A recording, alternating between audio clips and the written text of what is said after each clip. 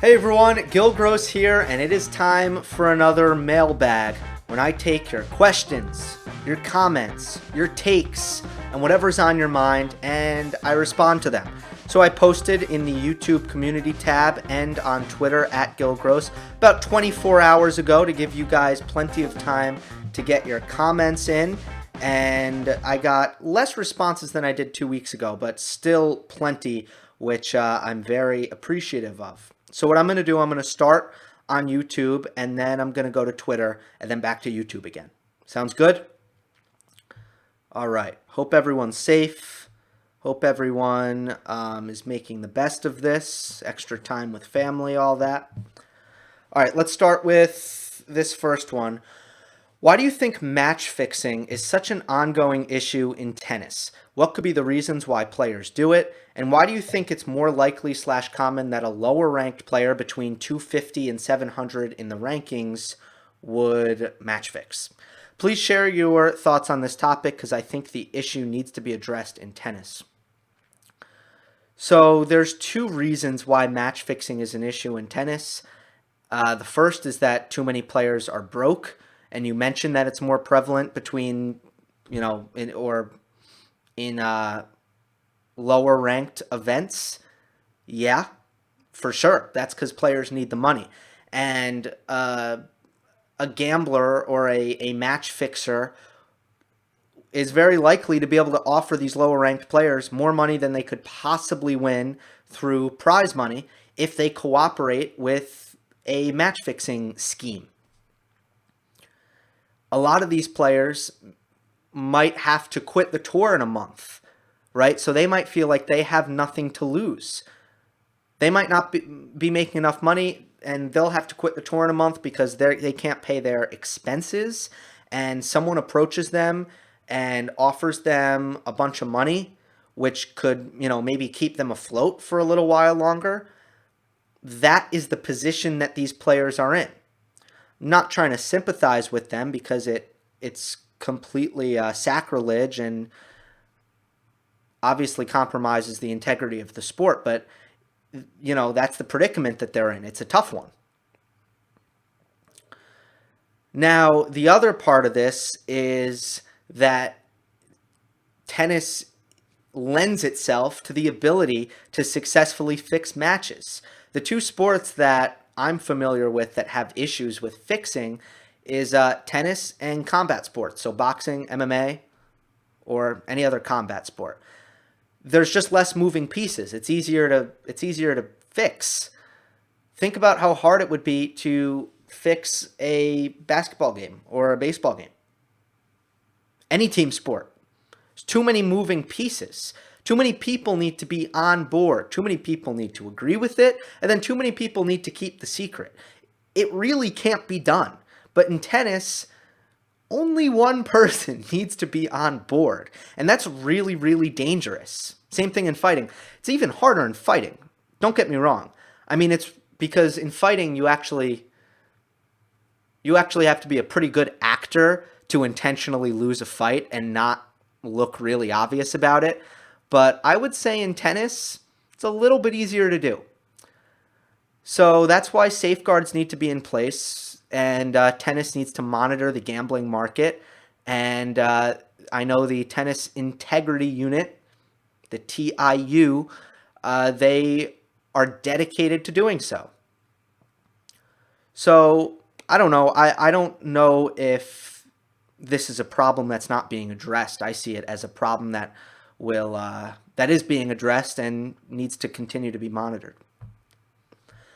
Who are the best players who didn't win a Grand Slam, and who are the least great players, who have won a Grand Slam? The best players who haven't won a Grand Slam, I'll go with Ferrer and Nalbandian. Both of them have made a Slam final. Nalbandian made the Wimbledon final in 2002. Ferrer made the French final in 2014, right? I think I have that year right. Both of those were, they were just not quite good enough. Now, they're very different because Ferrer was a talent maximizer. Couldn't have been any better. Everyone agrees with that. Where Nalbandian probably could have been better if he was a little bit more. Now he was fast, he was quick, but probably could have been a little bit more physically fit at points in his career, a little bit more motivated, mentally consistent. But he was supremely talented, Nalbandian, and he never got it done despite being really, really good. And then Ferrer, you could say the same. Least great players who have won a Grand Slam. I mean, so few players have slipped through the cracks. I mean, that's because if Federer and Djokovic have a bad tournament, oh my God, Murray and Nadal are there, right? Or vice versa. So that's why, the Big Four was so deep and so consistent that they really hogged all the major titles, of course. So if your options, and I really can't speak to, pre-2000s tennis. I'm just not familiar enough with each and every Grand Slam. But in the modern era, you're left with very few options.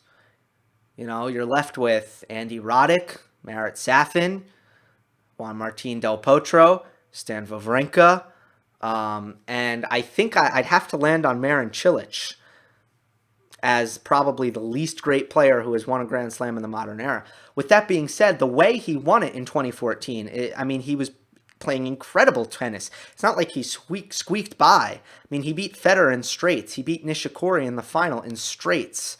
So you have to go with Cilic. But to be honest with you, the way Cilic was playing was very deserving of a Grand Slam.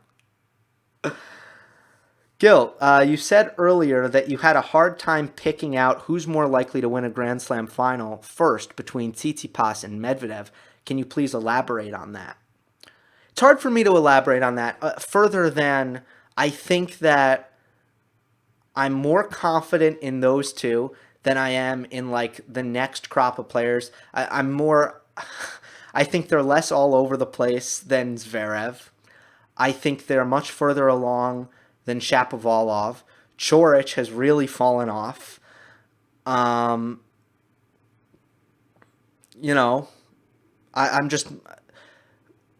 just think that they're similar levels right now. They're at similar stages in their development. Why is Medvedev a bad matchup for Tsitsipas?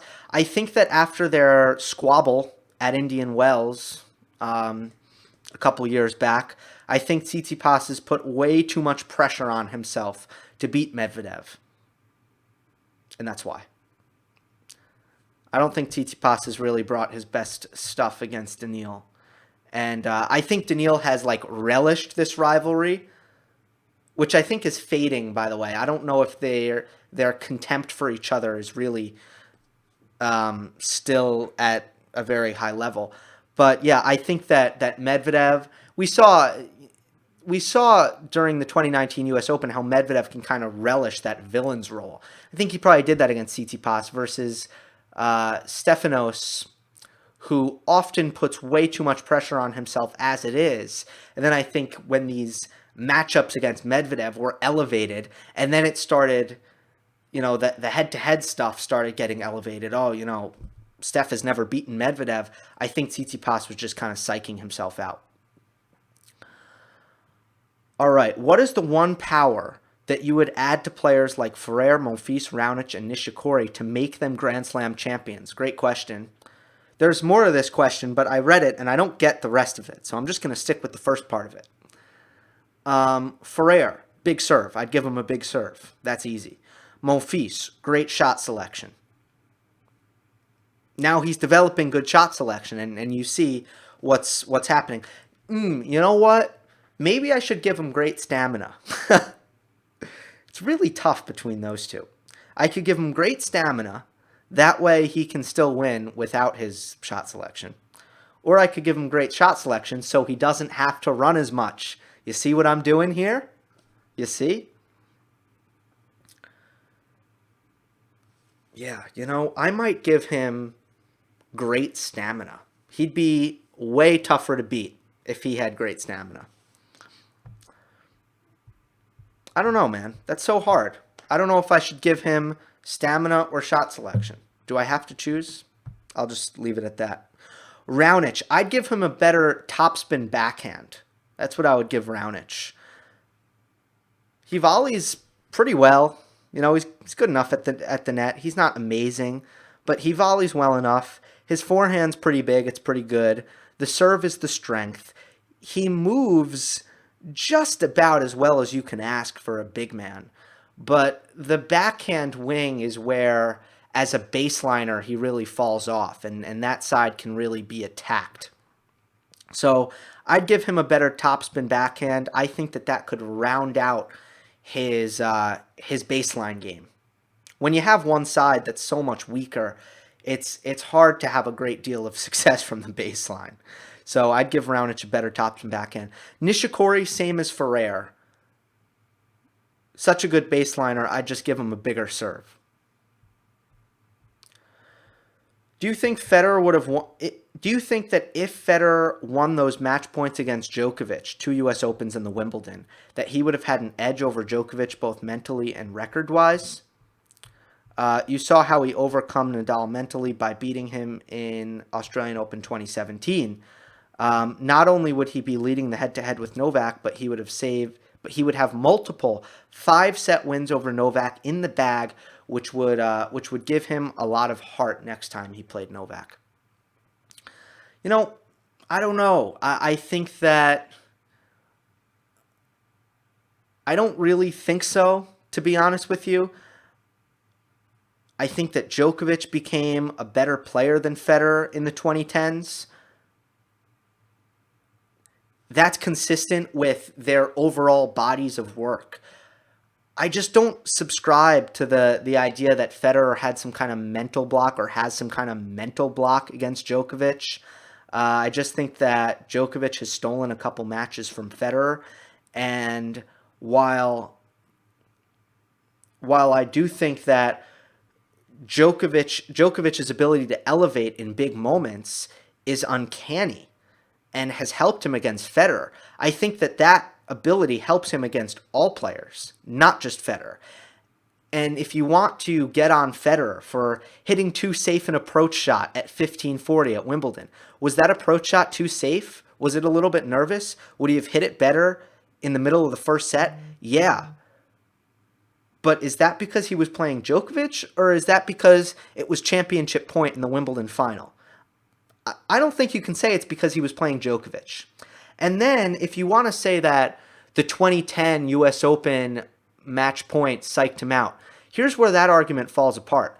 Federer beat Novak in the 2011 French Open. Djokovic having his the best year of his career so far, and Federer in the French semifinals beats Novak. So it's hard to say that the 2011 U.S. Open was a result of Federer not having belief after what he did at Roland Garros to Djokovic.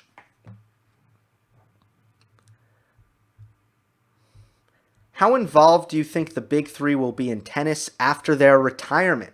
Do you envision television commentary, coaching, and tournament administration, or will they more or less disappear like Sampras with only occasional public appearances? It's a great and this is a fascinating question. So, what are the variables here? All three have families. Nadal said on an Instagram Live he would like to have children with his newlywed. So let's go category by category. This is fun. Television commentary. I think that you could see that in Andy Murray's future, but I don't think you see that. I couldn't see it in Nadal's future. Couldn't really see it in Federer's future. And I definitely could not see that in Djokovic's future. None of those players are John McEnroe's or Jim Courier's. Now,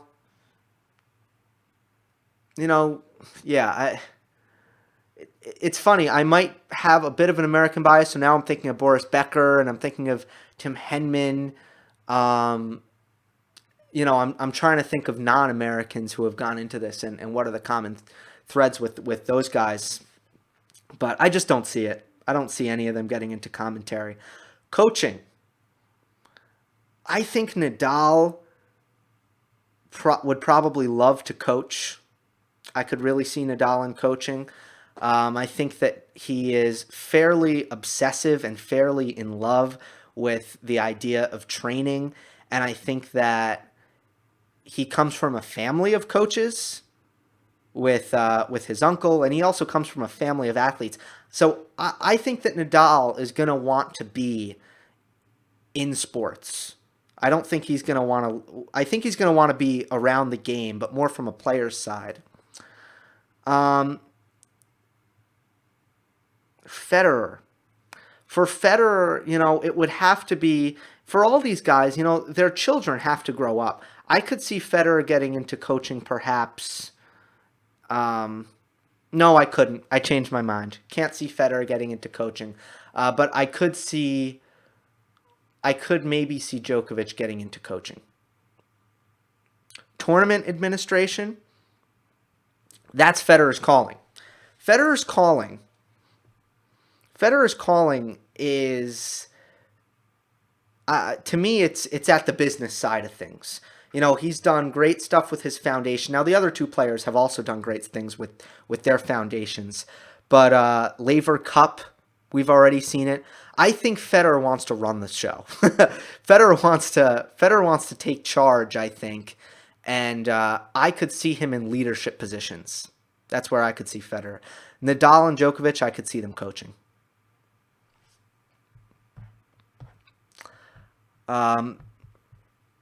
Cedric wants to thank me for my 30 for 30 ESPN documentary recommendation. He watched the Tyson versus Douglas one when they fought in Japan. Yeah, and now you have the Michael Jordan documentary, The Last Dance. ESPN Films, they deliver. They deliver. James Newman says, no questions, but keep doing what you're doing. Really appreciate it. I'm furloughed at the moment, and listening to these are keeping me sane. I appreciate that, and good luck. Stay well.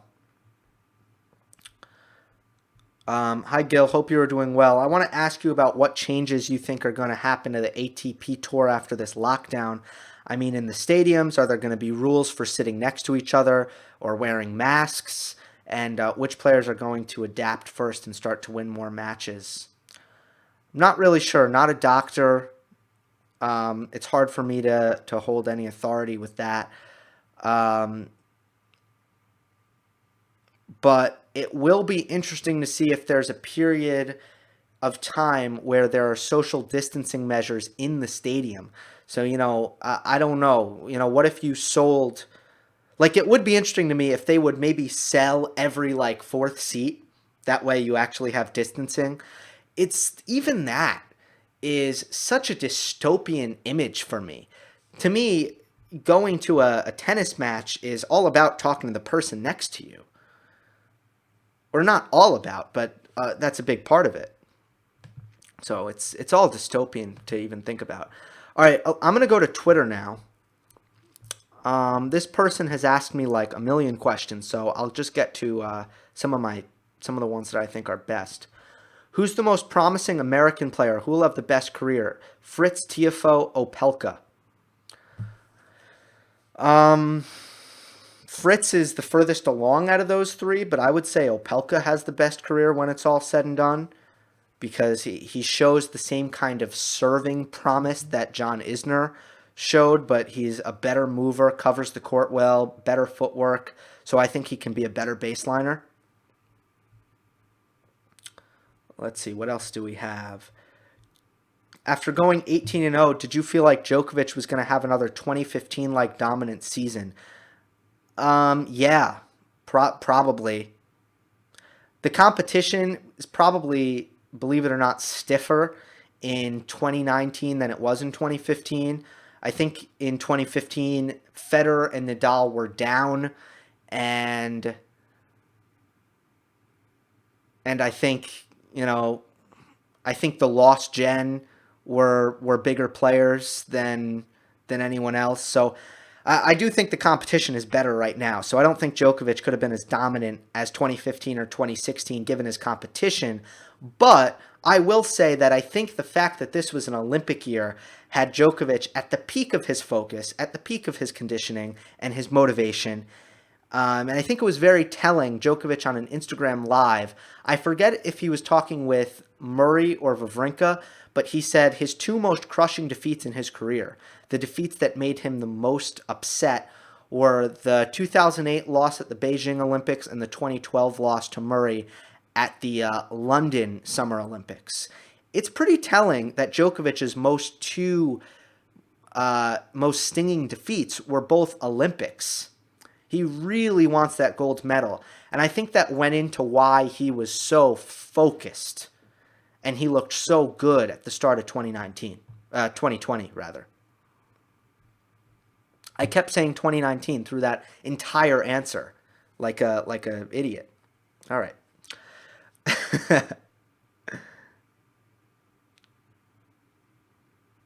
Any thoughts on David Goffin? He should age pretty gracefully, I think, with just how talented he is with the racket. And I don't think his game is awfully physical. So I think he should age pretty well and could keep a top 15 standing for quite a while. But his serve and his lack of physicality will always hold him back. Let's see. How many more slams do you think Murray would have won if he had an elite forehand? Ooh, massive. Huge factor with Andy.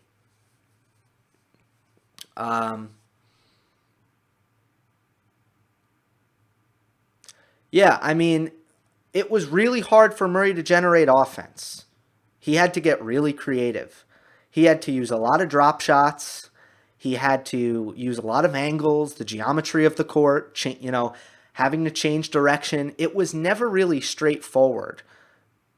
He could pop his first serve pretty big. That helped him a lot. But yeah, the fact that Murray had a lot of trouble, especially from the middle of the court, ending points with his forehand, that certainly held him back. No doubt about it.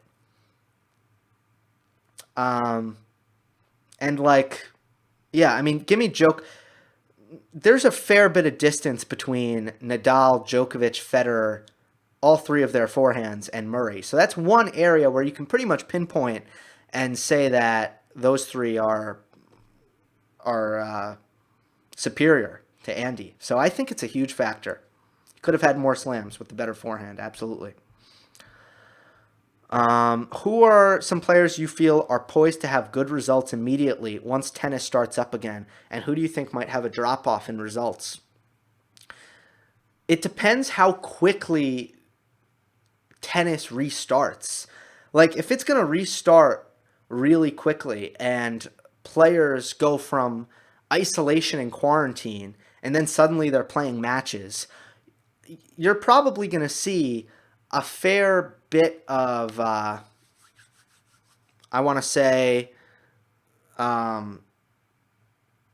fair bit of distance between players who were training and players who weren't, and you'll see that play out and factor into results. But it's really hard to know what each player is doing. I was surprised that Nadal has not been training, for example. He's someone who I just sort of assumed, because of what he has with essentially a private academy, I just kind of assumed that he would be out on the courts playing. Turns out he hasn't been. So it's really, really impossible to predict who's training and who's not.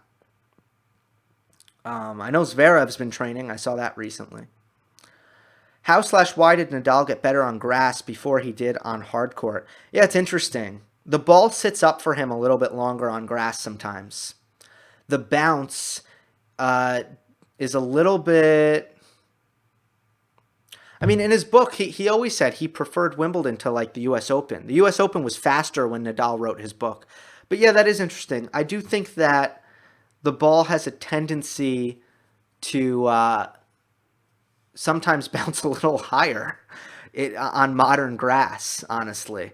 And I know that's kind of strange, but the old U.S. Open courts, when Nadal was having a lot of trouble winning U.S. Opens in the late 2010s, it was a pretty low bounce. I think Wimbledon was a higher bounce.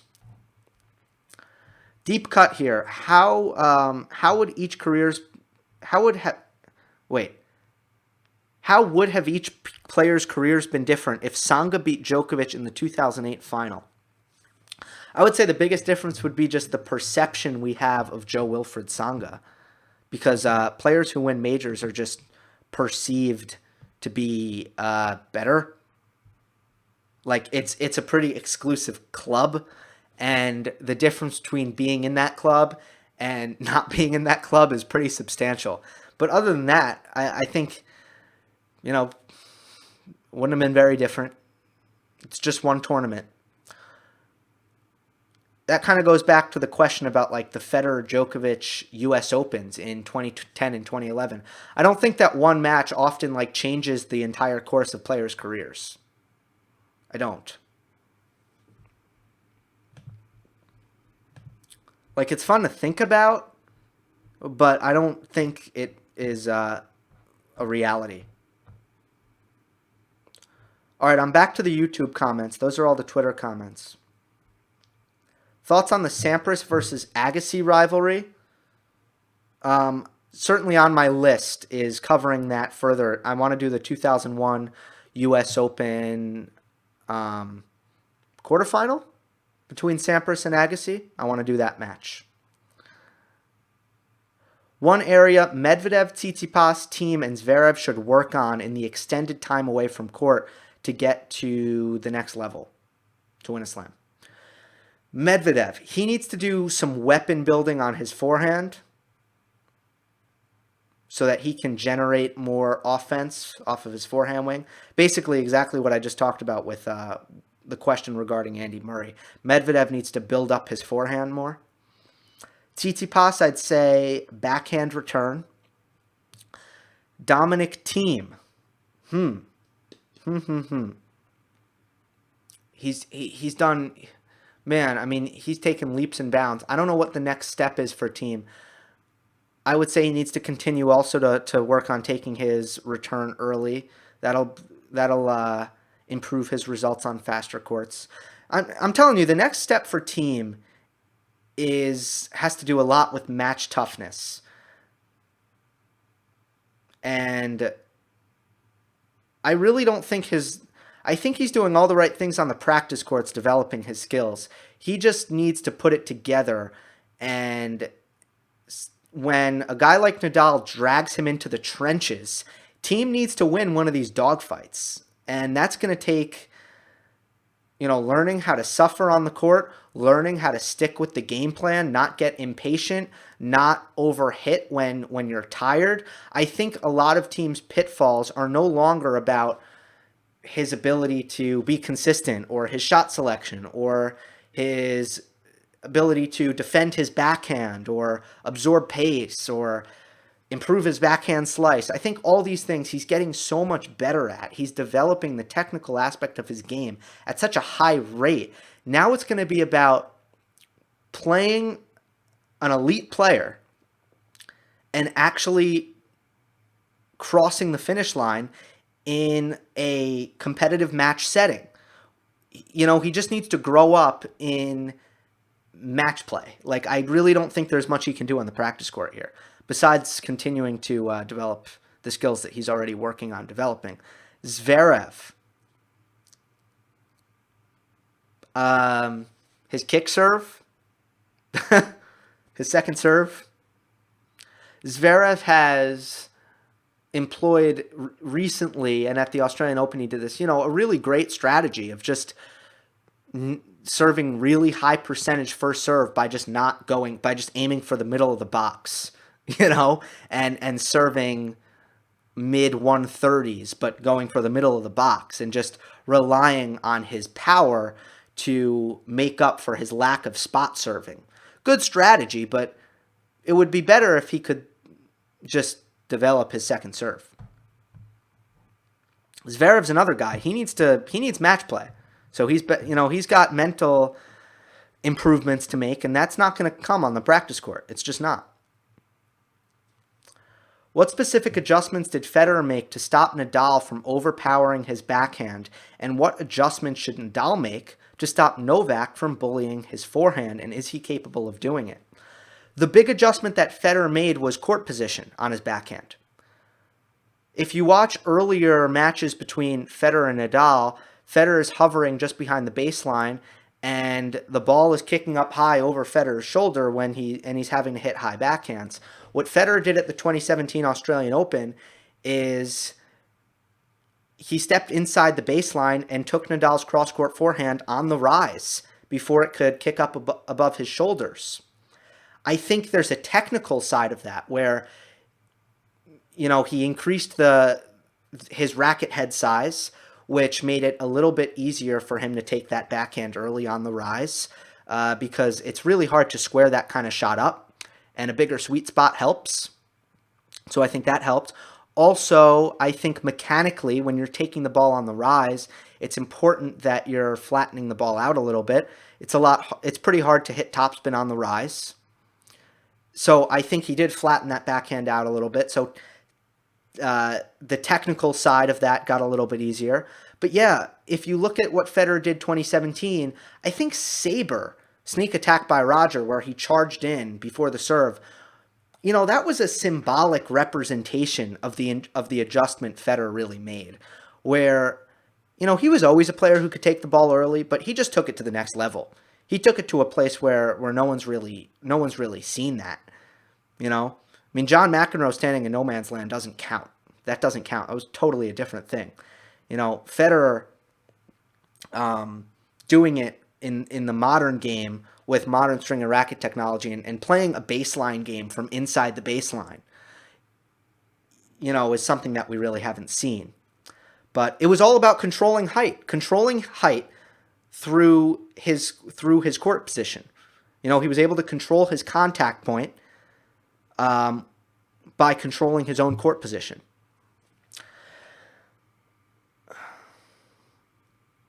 How can Nadal stop Novak from bullying his forehand?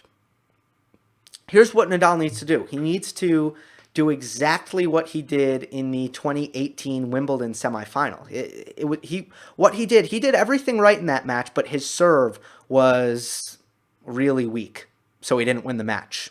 He would have won the match. Nadal needs to serve like he did, or like he has been recently. He needs his 2019 serve in his 2018 baseline play, and he will give Djokovic a run for his money. Now, I realized I just glossed over what he was doing in that match against Djokovic. He was going, flat and hard to Novak's forehand. So he was taking his forehand down the line at the first possible opportunity.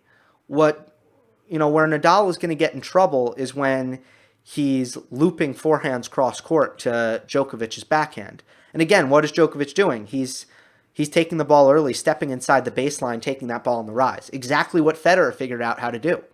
It's the same thing.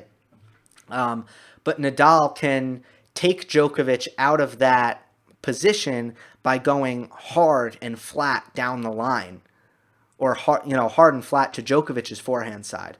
If you watch that Wimbledon semifinal back in 2018, every time Nadal had a chance to go that direction, he did. And when I say he has a chance, I mean that the ball is weak enough where he can change direction, go over the high part of the net, etc. It's not easy to go down the line all the time. What's your racket setup? I use a Babolat Pure Strike Thiem, Luxilon strings at a tension of 56. Luxilon Big Banger.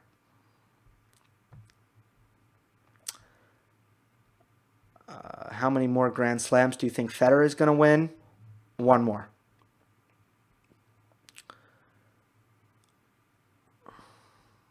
Do you think you could take a game off of Jeff Salzenstein? Woo! This is a good one. Okay, I definitely couldn't break his serve. Let's throw that out the window. And I mean, this is a tough question. So let me put it this way. Jeff played at Stanford. That's where he went to college, and that's where he played his tennis, his D1 tennis. One of the best players I've ever played actually committed to Stanford a year after I played him. So he was a senior in high school when I played him. I don't know if he was a 5-star recruit or a blue chip recruit, but his name's Sam Cherchetta. He's still at Stanford now, and I did not take a game. I didn't take a game, but I remember very clearly. I had 40-30 on my serve. It was one of those matches where you go in and you're just. My number one goal was to have fun. He was such a really great player that I wanted to have fun playing him. The second thing was to try to not get bageled. And I remember it was 40-30. I had game point. I get a short ball. I step in. I hit this great inside-out forehand. I go to the net. The guy is all the way in the corner of the court. I am at the net. If I just get a volley to hit, I'm going to have the whole court to hit into. And the guy scrapes the ball off the ground. And it's a winner down the line. I can't even reach it. I mean, he hits this absurd pass. I cannot believe I didn't win a game because he hit that damn shot. So I've still never forgotten that.